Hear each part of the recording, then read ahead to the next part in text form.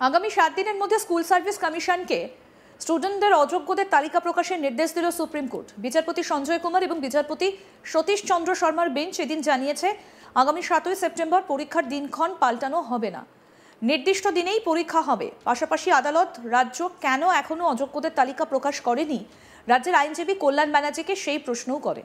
তারপরে school service commission ও রাজ্যকে আগামী 1 সপ্তাহের মধ্যে অযোগ্যদের তালিকা প্রকাশের নির্দেশ দিয়েছে শীর্ষ আদালত। বেশ কিছু চাকরি প্রার্থী শীর্ষ আদালতে আবেদন জানিয়েছিলেন যাতে পরীক্ষার দিনক্ষণ পরিবর্তন করা যায়, কারণ শীর্ষ আদালতের নির্দেশে নতুন করে 2016 সালের বেশ কিছু যোগ্য প্রার্থী নতুন করে আবেদন করার সুযোগ পেয়েছে। তাদের জন্য আবেদন করার সময় 10 দিন বাড়ানো হয়। এই বিষয়ে আইনজীবী ফেরদৌস শামীম কি বলেছেন শুনবো। এখনো পর্যন্ত West Bengal central school service commission 2016 সালের যে 4টে নিয়োগ প্রক্রিয়ায় বাতিল হয়েছে, নবম, দশম, একাদশ, দ্বাদশ, গ্রুপ সি, গ্রুপ ডি, তাদের টেন্টেড লিস্ট এখনো পর্যন্ত প্রকাশ করেনি। সেই টেন্টেড ক্যান্ডিডেটদের টাকা ফেরতের নির্দেশ আছে। রাজ্য সরকার টাকা ফেরতের জন্য কোনো প্রকার বন্দোবস্ত করেনি, উল্টে সেই টেন্টেড ক্যান্ডিডেটদের এই নতুন রিক্রুটমেন্ট প্রসেসে বসানোর বন্দোবস্ত করেছিল। আদালতের নির্দেশের ফলে সেই টেন্টেড ক্যান্ডিডেটরা বসতে পারেনি। এবার সেই লিস্ট প্রকাশ না করে তাদের কাছ থেকে টাকা ফেরত না নিয়ে আসলে তাদের সুবিধা করে দেওয়ার চেষ্টা করেছে।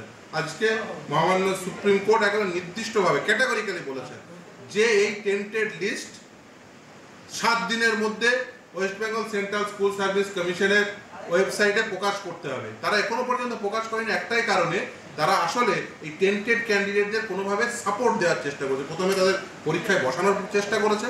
কি ইন্টারেস্ট রয়েছে এই West Bengal central school service কমিশনের যে তাদের লিস্ট না প্রকাশ করার জন্য কি ইন্টারেস্ট রয়েছে? রাজ্য সরকারের বা কি ইন্টারেস্ট রয়েছে যে যেখানে রাজ্য সরকার বলছে ডিএ মামলায় আমাদের টাকা নেই, সেখানে সুপ্রিম কোর্ট নির্দেশ দিয়েছে। কলকাতা হাইকোর্ট প্রথমে নির্দেশ দিয়েছিলেন, তারপরে সুপ্রিম কোর্ট, যে তোমরা এদের কাছ থেকে যারা টেন্টেড ক্যান্ডিডেট তাদের কাছ থেকে মাইনের টাকা ফেরত নেবে উইথ ইন্টারেস্ট। এখনো পর্যন্ত সেই লিস্টটা প্রকাশ করা হলো না, তাদের কাছ থেকে টাকা ফেরতের কোনো প্রকার বন্দোবস্ত করা হলো না। কেন? কার ইন্টারেস্ট রয়েছে? কিসের ইন্টারেস্ট রয়েছে? এই টেন্টেড ক্যান্ডিডেটদের পরীক্ষায় বসানোর চেষ্টা করা হচ্ছে, তাদের কাছ থেকে টাকা ফেরত দেওয়া হচ্ছে না। একদিকে বলছেন টাকা নেই, অপরদিকে টাকা ফেরতের বন্দোবস্ত সুপ্রিম কোর্ট করে দিয়েছে, অথচ আপনারা টাকা ফেরত নিচ্ছেন না। আসলে এদের কাছ থেকে ঘুর পথে তো টাকা নিয়েছেন শাসক দলের নেতা নেত্রীরা, সেই জন্য এদের লিস্টও প্রকাশ করব না এবং এদের কাছ থেকে টাকা ফেরত নেব না। আদালতের নির্দেশ রয়েছে লিস্টও প্রকাশ করতে হবে এবং এই টাকা ফেরত নিতে হবে। আজকে সুপ্রিম কোর্ট একেবারে নির্দিষ্টভাবে বলে দিয়েছে ওয়েবসাইটে 7 দিনের মধ্যে লিস্ট প্রকাশ করতে হবে।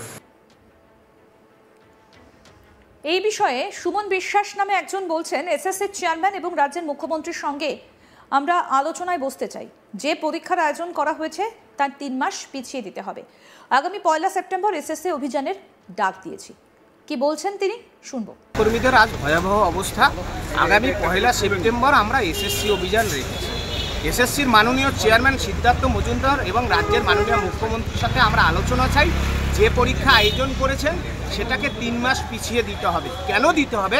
সুপ্রিম কোর্টের রায় আছে যে আনটেন্টেড যারা, এবং এসএসসির চেয়ারম্যান সিদ্ধার্থ মজুমদার নিজে আইএ ফাইলে হলফনামা দিয়ে বলছেন 15,800 জন আনটেন্টেড। সুপ্রিম কোর্ট আজকে বলছে আগামী 7 দিনের মধ্যে টেন্টেডের তালিকা দিতে হবে। সুতরাং আমরা 10 বছর পর কেন পরীক্ষা দেবো?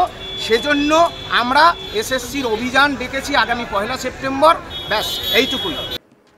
এই বিষয়ে আমাদের প্রতিনিধি মানুষ নস্কর কি প্রতিবেদন তুলে ধরেছেন দেখব। অবশেষে শীর্ষ আদালত অযোগ্যদের তালিকা প্রকাশের নির্দেশ দিল। আগামী 7 দিনের মধ্যে স্কুল সার্ভিস কমিশন ও রাজ্যকে নির্দেশ দেওয়া হয়েছে যারা অযোগ্য বলে বিবেচিত হয়েছে। প্রথমে কলকাতা হাইকোর্ট ও পরে শীর্ষ আদালতের নির্দেশে তাদের তালিকা আগামী 7 দিনের মধ্যে প্রকাশ করতে হবে স্কুল সার্ভিস কমিশনের ওয়েবসাইটে। নির্দেশ দিয়েছে শীর্ষ আদালতের বিচারপতি সঞ্জয় কুমারের বেঞ্চ। প্রসঙ্গত বেশ কিছু চাকরি প্রার্থী তারা শীর্ষ আদালতের কাছে আবেদন জানিয়েছিলেন যাতে স্কুল সার্ভিস কমিশন 2016 সালের যে পরীক্ষা নতুন করে নিচ্ছে সুপ্রিম কোর্টের নির্দেশে, সেই পরীক্ষার যে তারিখ, সেই তারিখ বা দিনক্ষণ যাতে পাল্টানো হয় সেই আর্জি জানিয়েছিল তারা শীর্ষ আদালতের কাছে। সেই মামলাতে বিচারপতি সঞ্জয় কুমারের বেঞ্চ পরিষ্কার জানিয়েছে যে কোনোভাবেই পরীক্ষার যে 7ই সেপ্টেম্বর এবং 14ই সেপ্টেম্বর যে পরীক্ষার দিনক্ষণ স্কুল সার্ভিস কমিশন ঠিক করেছে তা পরিবর্তন করা হবে না।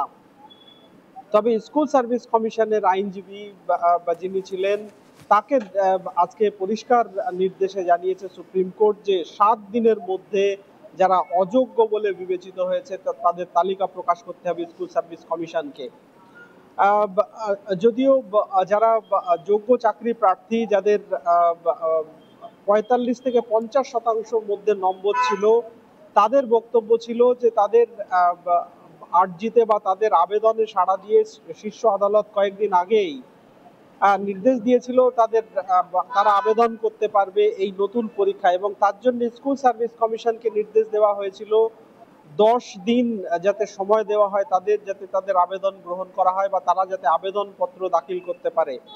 ওই প্রার্থীদের বক্তব্য ছিল যে আরো কিছুদিন পরীক্ষার যে দিনক্ষণ সেটা পরিবর্তন করা হোক বা বাড়ানো হোক, যাতে পুরো প্রক্রিয়াটা সুষ্ঠুভাবে সম্পন্ন করা যায়। কিন্তু শীর্ষ আদালতের 2 বিচারপতির বেঞ্চ পরিষ্কার জানিয়েছে স্কুল সার্ভিস কমিশন 2016 সালের চাকরি বাতিলের পর যে পরীক্ষা নিচ্ছে সেই পরীক্ষার উপরে স্কুল সার্ভিস কমিশন যে পরীক্ষা নিচ্ছে তার উপরে সুপ্রিম কোর্ট নজরদারি করছে বা সুপ্রিম কোর্ট নজর রেখেছে। ফলে আলাদা করে এই বিষয়ে সুষ্ঠু হবে কিনা সে নিয়ে চাকরি প্রার্থীদের ভাবনা চিন্তা করার কোনো কারণ নেই। এ বিষয়ে সুপ্রিম কোর্ট নজরদারি করছে বা নজর রাখছে। চাকরি প্রার্থীদের আবেদন খারিজ করে দিয়েছেন 2 বিচারপতি শীর্ষ আদালতের। তবে স্কুল সার্ভিস কমিশনকে নির্দেশ দেওয়া হয়েছে আগামী 7 দিনের মধ্যে যারা অযোগ্য বলে বিবেচিত হয়েছিল বা সিবিআই রিপোর্ট দিয়ে যাদেরকে অযোগ্য বলে জানিয়েছিল তাদের তালিকা আগামী 7 দিনের মধ্যে স্কুল সার্ভিস কমিশনকে প্রকাশ করার নির্দেশ দিয়েছে বা শীর্ষ আদালত। আগামী 7 দিনের মধ্যে স্কুল সার্ভিস কমিশনকে স্টুডেন্টদের অযোগ্যদের তালিকা প্রকাশের নির্দেশ দিয়েছে সুপ্রিম কোর্ট। বিচারপতি সঞ্জয় কুমার এবং বিচারপতি সতীশ চন্দ্র শর্মার বেঞ্চ এদিন জানিয়েছে আগামী 7ই সেপ্টেম্বর পরীক্ষার দিনক্ষণ পাল্টানো হবে না, নির্দিষ্ট দিনেই পরীক্ষা হবে। পাশাপাশি আদালত রাজ্য কেন এখনো অযোগ্যদের তালিকা প্রকাশ করেনি রাজ্যের আইনজীবী কল্যাণ ব্যানার্জিকে সেই প্রশ্ন করে। তারপরে স্কুল সার্ভিস কমিশন ও রাজ্যকে আগামী 1 সপ্তাহের মধ্যে অযোগ্যদের তালিকা প্রকাশের নির্দেশ দিয়েছে শীর্ষ আদালত। বেশ কিছু চাকরি প্রার্থী শীর্ষ আদালতে আবেদন জানিয়েছিলেন যাতে পরীক্ষার দিনক্ষণ পরিবর্তন করা হয়, কারণ শীর্ষ আদালতের নির্দেশে নতুন করে 2016 সালের বেশ কিছু যোগ্য প্রার্থী নতুন করে আবেদন করার সুযোগ পেয়েছে।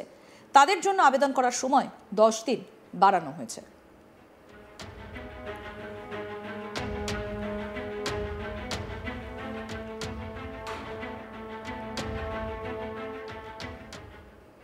আরও আপডেট পেতে দেখতে থাকুন আজ তাক বাংলা। সাবস্ক্রাইব করুন, নোটিফিকেশন পেতে বেল বাটন অপশন প্রেস করুন।